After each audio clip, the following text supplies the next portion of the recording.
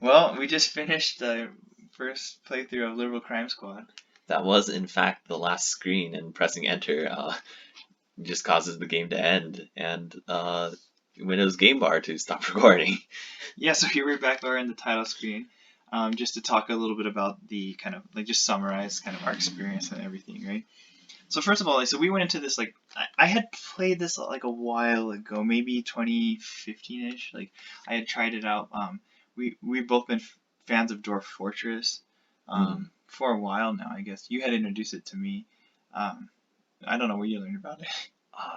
Some friend on a school bus, I think. Really? Yeah. And I think it's a difficult game to kind of maybe learn and visualize at first, but like once you get into it, like you're just really into that kind of game, right? Like there's a lot of complexity Mm. in this world, and so I guess I don't know how I found about this game, but I had seen that it was by Bay 12 and Tarn Adams. So I'd done this years ago, and then we just decided to give it a shot again. Now, kind of as we exploring old games and stuff, and it had a kind of element of direct action and protest and anger with the government and stuff too to it. So it's a good time Appropriate. to explore it. Yeah, but anyway, so but we don't know much about this game. So first, I think first thing let's talk about is like how was that playing for you? But also like we didn't necessarily like read the wikis right going into this. We just took a second now after finishing the game to kind of to actually look up the game, right? Mm. And do that research because we kind of want to just experience it, right? So first of all, like oble oble oble Weeblet. I weeble, think it's pronounced Weeblet. and you looked up this game. Uh, like a little bit. It's very old, and there's not a lot of great Google search results that don't send you to like very strange websites. But yeah, it looks like originally Weeblet was it's a game about like you assemble a team of adventurers to go into a castle dungeon. So I mean, like thematically, it has nothing to do with this game. So what I'm assuming is it's very mechanically similar, right? It's managing a team, it's managing their equipment as they're getting set into a dungeon, or in this case, into a police department. Both equally scary places. And there was the that one little kind of cameo or kind of shout out to WePlay, right? Was in one. It's one of the places you can go in the commercial district, which looks Hmm. like a dungeon, right? And it's a place that you can buy like It's like Halloween clothes, I Halloween think. costumes. Yeah, it's like mostly clothing, I think, is sold in the game. But it was a nice little tie-in that they made, right? Yeah. Especially if it's kind of inspired by that. Yeah. Well, okay. So other than its inspiration, though, like, did you find anything else about researching this game that was kind of interesting? Saw a little bit about the mechanics. Just read about those, and like it's a very full and like complex system. I mean, it's what we expect from Tarn Adams. Like I suppose, like given the complexity of Dwarf Fortress, but I mean, like there's a lot of numbers being crunched behind the background. I mean, even at the very start of the game, like the answers to all those questions affects like the attributes of your character. And then I mean, like every character has like multiple like attributes like that are randomly generated, but then they become like critical to like how they perform in the Liberal Crime Squad, or how your opponents like perform. And yeah, there's like full like random number generators like behind the voting like processes, and like I didn't see like all the details about that. I don't know if all the details are up on the web, but like it's I mean it's very interesting what's going on behind the scenes there. Mm. Uh, Yeah. So it's really it's keeping this whole keeping track of this kind of whole world, or at least like it's got processes that would simulate that, right? Uh, yeah. and it, and the kind of the states at one time can influence the gameplay at a later time, right? So I mean, and it does all like, it does a good job of making this world that's kind of behind this command prompt screen, right? But you feel even though it's like this very simple, just ASCII kind of base game, right? Like I think it does well, kind of making you feel like there's this world that you're interacting with, right? The Mm. randomness of the building layouts, right? The randomness of the name generation, right? The randomness of like how the votes come out and who you meet, right? It all makes it feel like it's telling a new story, an individual kind of story, right? That Hmm. even though you can kind of kind of know how the game works, like you get to feel that world through how you interact with it, right? And so yeah, I think it's very kind of fun in that way, and that's kind of that maybe the same fun that like the random number tables and the encounters of kind of like a pen and paper kind of RPG kind of like Dungeon Dragon kind of like, which I think is an inspiration kind of for this style of gameplay, and that it's asking you to kind of create an adventure with its system, right? Like I think like things when we're sneaking around, I'm pretty sure each of the encounters is like your skill levels, the number of dice that are rolled, and like compared against like a difficulty check, like straight from like your paper RPGs. Interesting. So, Yeah. So yeah, it is very similar, like, even down to the mechanics of it. Yeah. Well, very fun game. Put together like that. Anything else you just learned or wanted to share, like maybe about mechanics that we didn't explore? Because in case this is a summary, like maybe no one's wanted to really watch the full game of it, so maybe we give a quick summary, a big overview. We started with a character that was more charismatic, right, and persuasive a bit.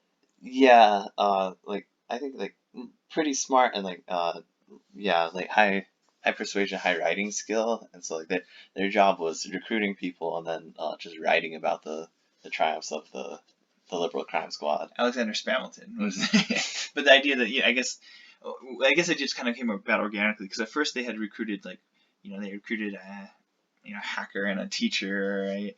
And then and then eventually that teacher goes on to seduce most of the staff, right? And by the end of the game, we have like a pretty large roster, right? Gee, yeah, this is. It was like, do you think it was 80 people? It was over 100 people. Over 100 I know for certain it was over 100 people. Oh shoot! And most of the people are like through a web of like Free Love Society, Miss Frizz's Free Love Society, but then kind of a small team from that other branch of programmers in the Humongous Entertainment team, right? Who did they were generally recruited through I guess recruitment, the process of convincing people and having them come out to meetings and join the team, right? And they kind of performed this crucial function of collecting information that we would kind of like leak to the press or like through our kind of publication, right? As well as early on in the game, they got a lot of our income through credit card fraud. Yeah. That's how we funded the printing press at the start. And anything else to say kind of to that story? Yeah, I think that summed it up pretty quickly. Yeah, I the guess, end game was I guess pretty different, right? Yeah. I think like and since you did most of the actual hours behind the screen, so was it about 2/3 of the way through when things kind of changed drastically? So I think one of the things I didn't realize is just like how much like you can kind of like cruise like through the game. Like we played the start of the game very involved in like all the actions. Like every day like Going needed out, to be right? a successful day, right? I think we probably could have played like probably half of what we did and still won. Which was like a little bit like surprising. We didn't expect that. Because by the end it was a steamroll, right? Yeah. But part of that was because we played on the essentially the easiest difficulty, right? There's no counter conservative crime squad, and then we only needed to hit a majority of laws were very liberal, rather than all of them having to be. But even that, I think by the end game, right? Like you would have just been holding the W button like a little bit longer because it was on a huge, like the Senate was like super liberal, the House was super liberal, the president was super liberal. Each of the Supreme Court justices through an amendment was like replaced with like elite liberals, right? So like that part, I'm not, well, I don't know. Like I feel like that would have just extended the end game, but the conservative crime squad I think would have been a very different gameplay, right? Yeah, I think a Free Love Society, like the very peaceful action that we took would have been much more difficult with like a counter organization like very aggressively trying to stop us. And so I mean I think that does raise like some interesting questions. Like there are some things we didn't explore with the game, the harder difficulties. There was one location we never visited, which was like the CEO residence. Oh yeah. We're not sure what was going on there. Uh, Nothing good, certainly. And yeah, so just to kind of wrap up, so that then our strategy then was like about mid game, right? It kind of depends if you want to parse it by like in game time or out. Like Yeah. definitely the end of the out game time, but kind of maybe like midway through the in game time, we switched to a very like skill based strategy, or skill as in terms of we were trying to develop each of our people the best possible, right? Like we had very successful masters of disguise who could get into a location, extricate like documents, or like free our captured like individuals, right, who had been picked up from police while doing kind of like direct action, or just like protesting, or even like I don't know, like we could get those people back, right? So we like some of the high action of the game was like freeing people from jails and stuff, right? About mid game, and then we realized that people are really successful at this if they have high skill. So we were sending some people to college to learn stuff, while also like you can use your own like members to teach each other stuff. So we were spending like huge amounts on education, but in terms of like money flow, right? But making that money through garment production, right? I think that's really what became like just like kind of a numbers and management game, right? Or like yeah, and I think the bizarre thing is like we could have stopped before that. I think that that's at the core of the spirit of how we were playing this game. But like we had won the game prior to that point, I think, and just Okay. had not recognized that. Oh, okay. So like we didn't necessarily have to try to make all of our people as skilled as possible. Yeah, I mean, I think that I'm kind of confident that we could have done it on a harder mode because we did so much more than we needed to on easy mode. But yeah, it is a little gray there, I think. Okay. Okay, so yeah, so that was kind of how we experienced it. There are other ways to play, right? So like even like swaths of this game we didn't even explore were the ability to like kidnap people, right? I think you could Did not do that one. there's a combat system, right? Like you could play this game more as like a roguelike kind of, right? Yeah. You could engage in combat with like the conservative forces, right? You could go to the army base and like just fight them, or the police station, right? Like if you had, and you can get like armors and weapons and stuff. There are guns, and I'm not so we probably actually, I mean, maybe like the combat system isn't like, how does the combat system work? I'm a little uncertain about it, but I think it's very similar to how you just walk around. But it's like any encounter, like instead of trying to like sneak by the conservatives, disguising yourselves past the conservatives, like any encounter, you will be forced to fight them with whatever you have. And then like with like rolls based off like combat skill, like health, and so I mean like But you just say fight and it resolves, right? You don't say like use the gun. Yeah, I don't think it gets that detailed. Like I guess sort of similar to Dwarf Fortress, like you can tell people what they have, you can tell them where they're going, but then They'll resolve it themselves. yeah. Yeah. Okay. So yeah. So we didn't know so much about that because we didn't fight very much, right? Mm-hmm. Where there were a couple times when I think we must have. I mean, we had some people die, right? Generally by the police. Yeah. And it's generally because like we figured out later that like when the police like accost you, didn't just give up and go through the court system or like bust your friends out of the police station, right? That was much easier, like because we did more stealth kind of. We didn't realize that running away was almost a death sentence, like immediately, right? Mm-hmm. Which I mean, the police. I mean, it can be for some people, right? Like, yeah.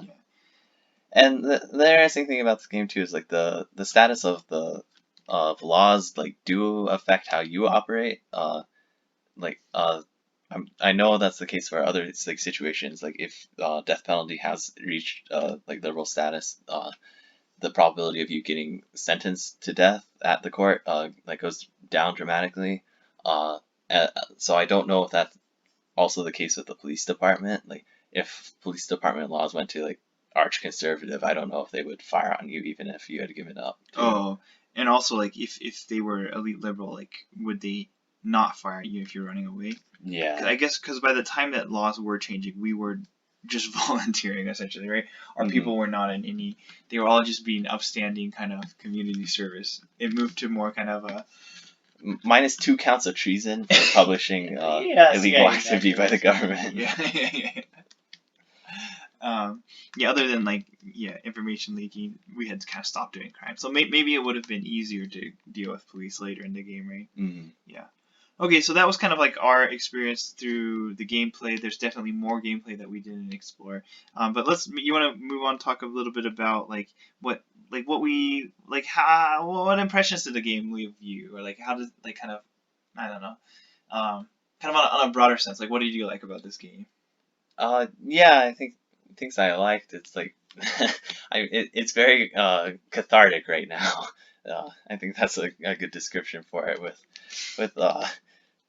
as Bastille would say, like you feel like the world's gone mad. Oh, Uh, like maybe like just playing this game is like a little thing you can do for yourself. What are your opinions?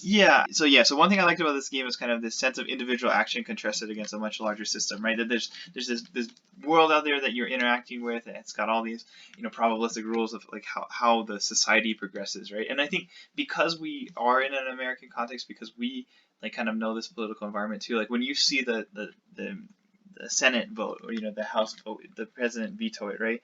It ties into some cultural knowledges kind of that you're already intimately familiar with, right? So it taps into this kind of existing emotional kind of ability, right? Your goal is like to change the world, like or to change like how the whole country thinks and acts and stuff, right? Hmm. So I think this sense of like being like an individual against a much larger system, just through how the game's presented, through the gameplay, through the feel of the world they give. They do a good job, like I think with this, like the the place, right? It does feel like it's not 2000 though, right? This feels like this is happening in like the late 80s or 90s, right?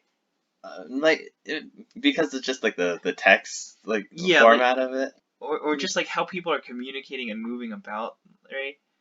Like I wouldn't say it's like late 80s. Like I would say it's like a little maybe like anachronistic or like outside of time. Like uh, is it, uh, or like not like completely outside of time, but it's like some yeah. some modern period Well, at least. I'm imagining these hackers like the early days of the internet, right? And that's how they're like the hacking is like such a big part of it, kind of, right? How they're able to even like get all these like CIA documents, right?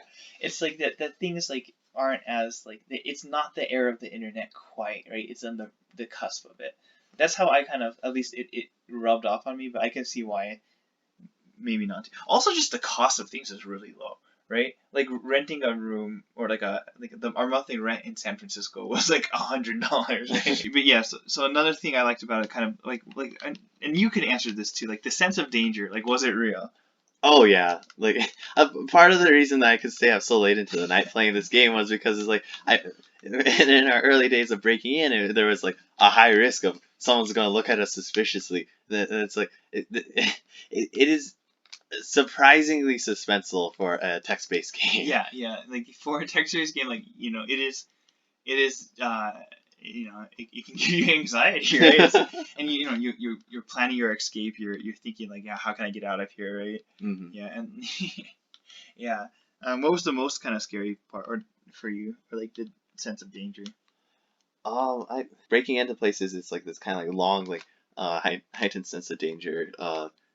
Like but because I know what the peak is, right? Like we had like very short instances that like escalated very quickly, like where individuals in the organization like died, right? And I Yeah, mean like in, in terms of like I guess like narrative stake, like I mean that you know what's at risk then, like when you're in the middle of the CIA building with secret documents in your bag. yeah. It's like and so I mean it's like yeah, like a lot of like the direct action is like very suspenseful. But the fact that these are kind of like scrappy teen, like the students for a better tomorrow, right? Or Miss Frizzle, like the Free Love Society leader, right? Hmm. It's like they're not like they're not fifth level rogues, or like like wizards, or or elite dwarven marksmen, right? Hmm. They're just like teachers and like lawyers and programmers and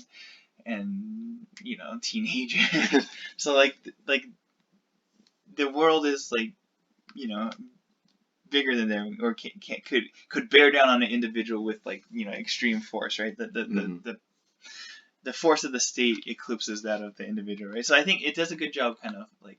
I think for me, like that's like, oh shit, don't get caught, Miss Frizzle, right?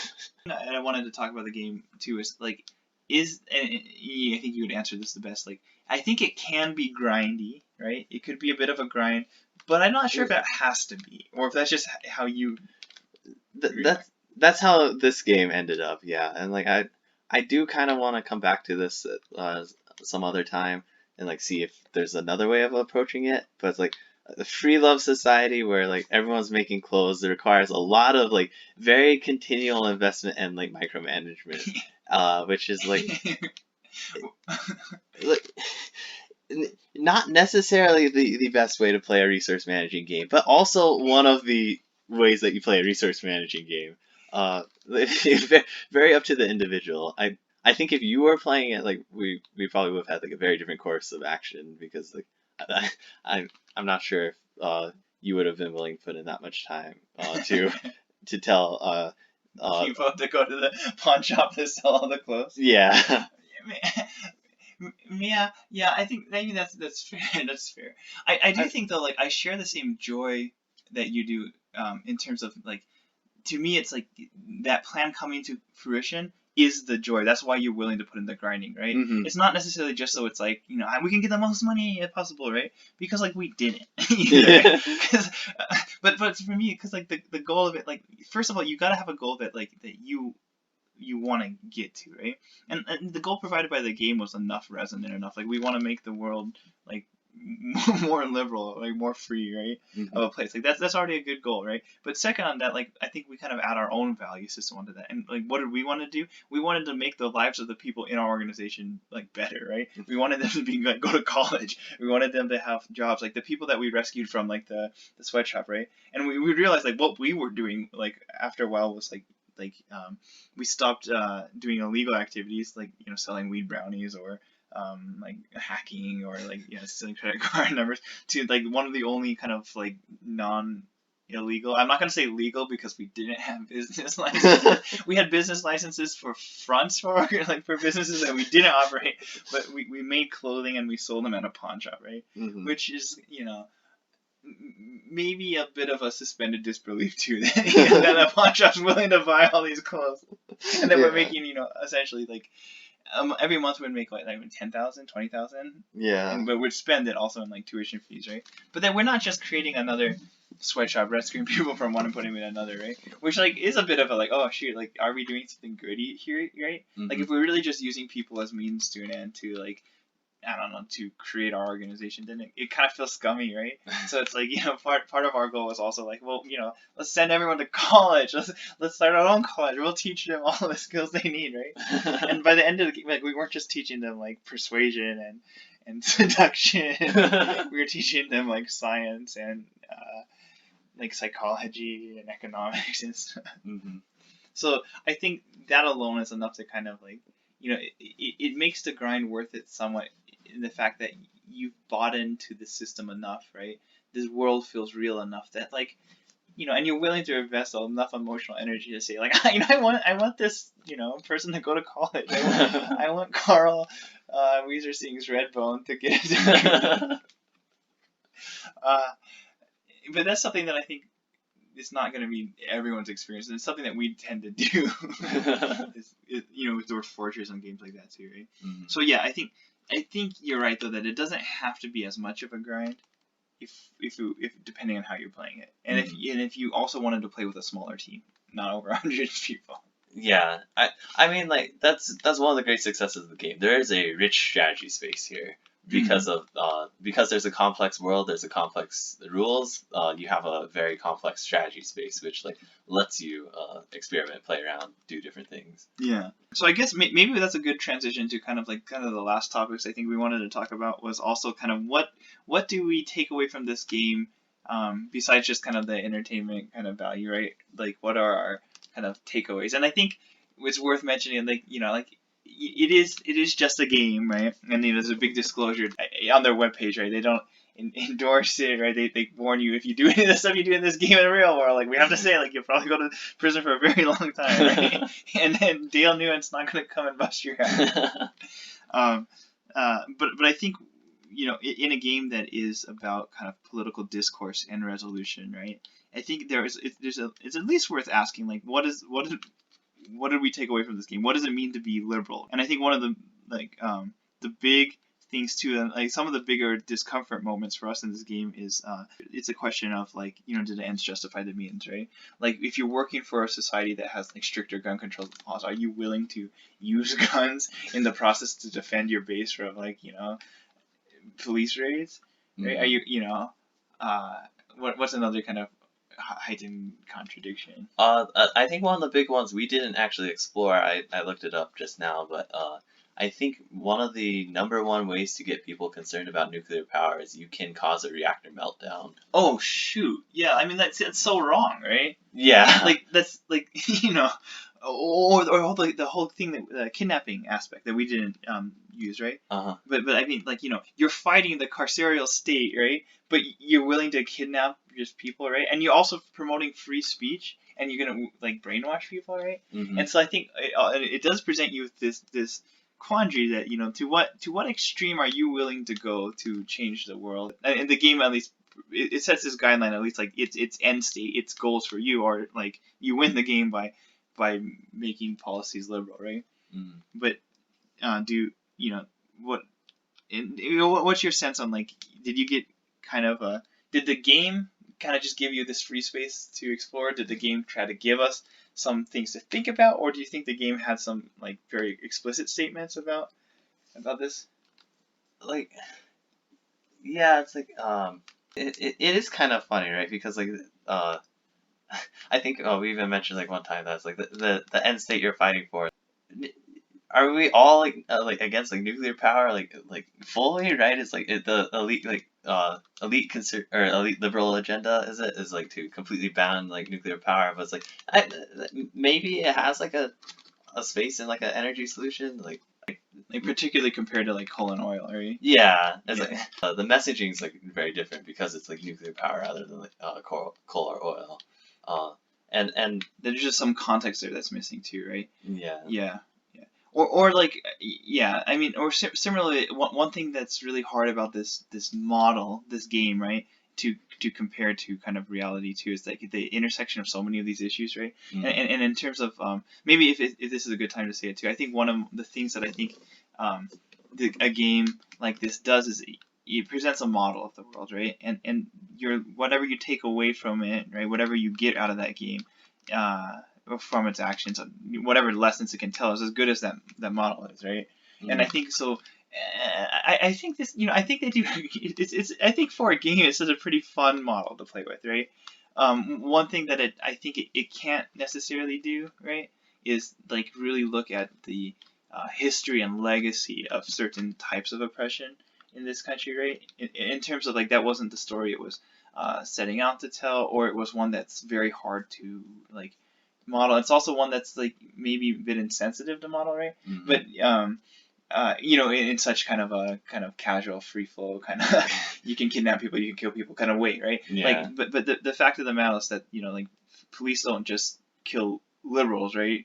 Quote quote, right? That Mm-hmm. people with certain political agendas, right? Police kill black people, right? There's like anti-blackness is entrenched in many of the different policy agendas, whether it's police reform, whether they had one whole policy agenda that is like racial equality, right? Mm-hmm. Civil rights was its own agenda, but even things like economic equality, right? And like there's many intersections, or there's places where the historical legacy of slavery and anti-blackness in the United States, which is the framework for this game, right, contributes to certain people's like disparity in these kind of slider scale policy like solutions, right? Mm-hmm. That they have, that it doesn't quite capture that, and I don't think it is meant to, and I don't think it really can, right? And so with that, like it does present this world where like the systems in place, and I think, and this is kind of one of the dangers of trying to kind of compare something like this to reality, is that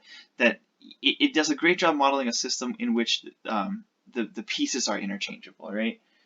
Mhm. right? That they're just kind of rolls on a table, right? When in reality that's not ever going to be how a polity is like kind of organized or its power structures normalized or enforced, right? Mhm. So I think it gives us a way to look at the American political system as the system devoid of context, right? And so I think that has to be kind of said outright too, right? Mhm. Yeah. And I want to talk about a little bit of like what it explicitly says about these questions that we're bringing up now, right? And some of that comes in through kind of its tongue-in-cheek use of the word liberal, right? Like if your health is good, you're liberal, right? If things go wrong, it's like, oh, that conservative something, right?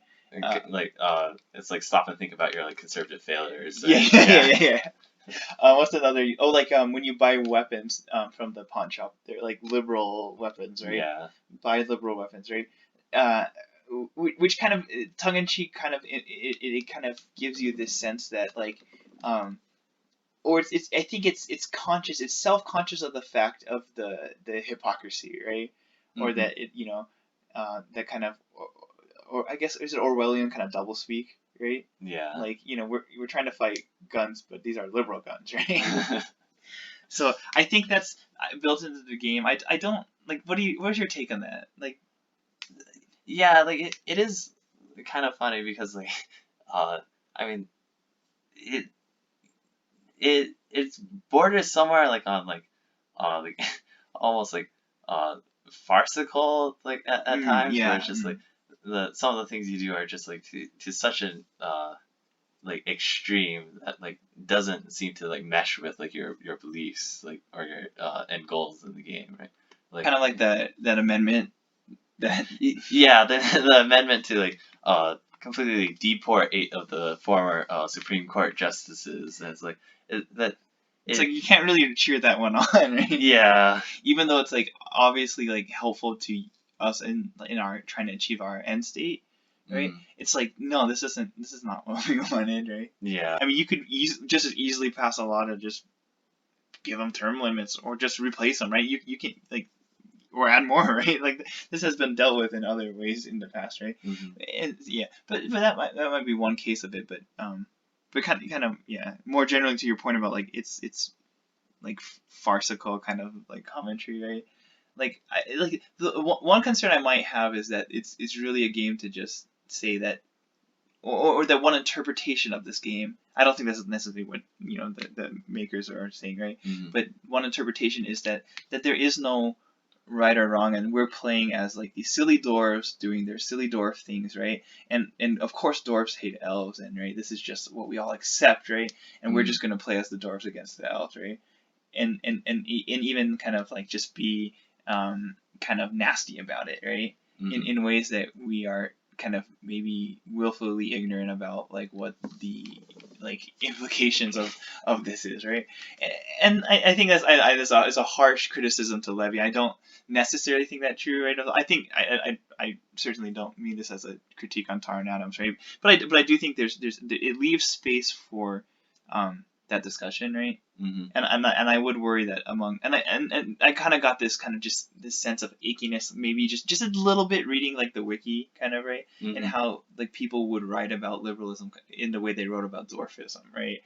Sorry, dwarfism as in dwarf fortress, like what it means to be a dwarf. Yeah. One of the things I don't actually like about the dwarf fortress kind of online, I mean, it's funny because it's a shared experience. We can all like, oh, isn't that funny? Dwarves get drunk all the time and pass out and like, whatever. Right?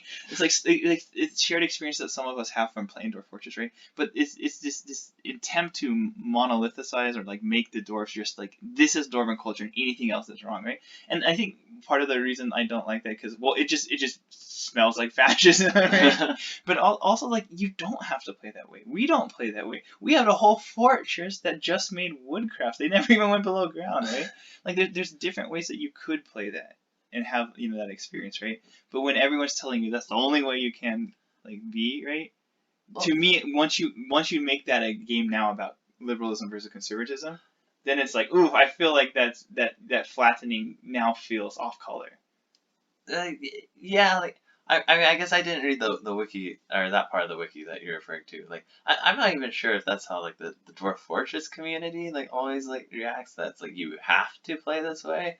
I think there's like a maybe there's a stereotypical like Dwarf Fortress player that like people can like access this archetype, but like Yeah. I think there is like a lot of variety in how you see people play it. Yeah, and I should clarify. Sorry, I'm not trying to say that they all play the same way and tell you have to play this way. It's the normalization of like, oh, this is what it, like you're saying, like there's the archetypical player, right? It is putting that archetypical thing. It's creating norms, right? It's creating like this is the archetype. This is what the Dwarf Fortress player does, right? They smash their nobles between like, and which is like like I'm not saying like that's not a fun or interesting way to play too, right? Mm-hmm. But it's just like I just don't like it that we have to kind of like archetype it, right? And it's like this is the Dwarf Fortress player, right? This is the or what I'm talking about. What it kind of rubs me the wrong way is like it's just this overextension of this joke of like liberal weapons, right? Mm-hmm. Is to like this idea to that you cross out the word that's bad and you put something that's kind of double speak in front of it, right? Mm-hmm. Like which is like common on the Dwarf Fortress wiki, right? Like cross out like die when put with fun, right? Which is I think in that context I think that's funny, right? Mm-hmm. Or funny enough, right? But I think in that I'm just saying that there's maybe something a slightly off color about that when you're using double speak about like these things like political discourse and the use of violence in either as a means for like to change, right? Yeah, and yeah, I mean like I see where you're coming from, like especially right now, like where like a lot of these issues that like are just meters in your game are like very like critical issues in like the world and our society right now, right? And so it's like to approach it with the same kind of like nonchalance as you would like dwarves like accidentally walking through lava. It's like, it risks like not recognizing the underlying realities. I think maybe what it is though is like you run the risk of like misinterpreting it, right? Like running to the problem of doublespeak, but like I think really what the game is going for at the end is like the farce it's going for is like this isn't how you change the world, right? You don't change the world by like running around and like seducing everyone, right? You don't change the world by like swinging like a pendulum in front of the like someone else's CEO, face. right? Yeah. Yeah. It's like you will be a good person. Yeah. Right? You don't change the world by sitting in front of your computer and playing this game. Yeah. And but like it has the goal, right? I mean, like we get to the end and we read like the laws that are passed, right? Where like there's gender equality, like racial equality, right? It is the society that we want to see in the world, right? And and I mean that's why like at the start like, you don't need a lot of motivation to like say you're gonna like fight for the liberal crime squad, right? Like you have the sense that you want to do good, but the game is like this is how you don't uh, do. This isn't the correct way of doing good. Right? From a very broad perspective, this game is like you start as an individual person and you will change the entire United States, right? And it's kind of like hard to imagine that, like especially nowadays that like you as like a like the normal like person like could like individually like affect like so much change in the world, but like at the same time that's a very important thing to believe in like in real life, that like you are a individual agent with a lot of power. And like this game kind of straddles that, like very intentionally going the wrong way in some cases, like saying like you as an individual could seduce the world and change it. It's like you say it's like that's a little absurd, right? But I mean like you could seduce everybody. But on the other hand, it's like you as an individual assemble a team. You find the people and together it's like you start from one, you become the many, and the many change the world. Yeah. And ultimately, like how you change the world, like the only win state of the game is really not what happens to your characters, because even your main character could die, right? But as long as you have some that are like have enough like juice, right? Like you can keep going on, right? As long as you have Lizzo, you can keep going on, right? So there's two parts of this world, right? There's you and your actors and right, the individuals that you manage and the individuals you encounter. And then there's this whole like this Congress voting. You just see the numbers, right? You just see the states' votes come to, and that you're trying to win by changing that end state that you never directly interface with, right? You cannot run for office. Your people can't get in office, right? You don't make policies. You can't even say like suggest the agenda, right? So you're the only thing the best interface you have with that world you're trying to change is through public opinion, right? I think the Liberal Guardian, the newspaper, it's like you run a newspaper, right? Like that's kind of how you tell your story to people, right? You print, you do journalism. That's another reason why I felt like this was earlier too. Like there's a paper, right? Like a newspaper. Not just a blog. Yeah, that like because if we were doing this fully in the internet era, like why did we need to buy the printing press, right? I think one kind of interesting thing about games too, like one kind of maybe like benefit that they are these models that you can do things in the world that you wouldn't normally do, or like maybe not even like just to blow off steam, right? Like enact these fantasies in this world so that you don't do it in the real world, right? But I think the real benefit of that kind of thing is it lets you feel that guilt, right? You go shoot up a police station in real life, right?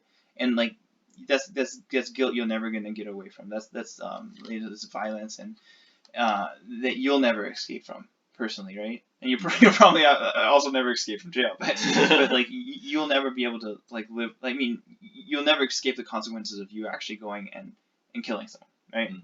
But in the game, if you did that and even if you felt that guilt for a little bit, you might be able to carry that guilt with you, right? And I think that is something that might come out in the world, right? That you become a more peaceful person or a more thoughtful person just because you've experienced the alternative in your mind, right? If that has any kind of emotional resonance with how you think about things, right? If that leaves any guilt or even just opens pathways to alternatives, then I think in that case it's maybe a different outcome too. Huh? Well, anyway, yeah. Any last thoughts you had about this game? I think we talked about it pretty well. Do you think are you happy with your Liberal Crime Squad? that is our Liberal Crime Squad. If we've learned anything from Liberal Crime Squad, it is the meme that was like my thing. No, it's our thing. Are you gonna keep crimesquad.exe on your computer? Yeah.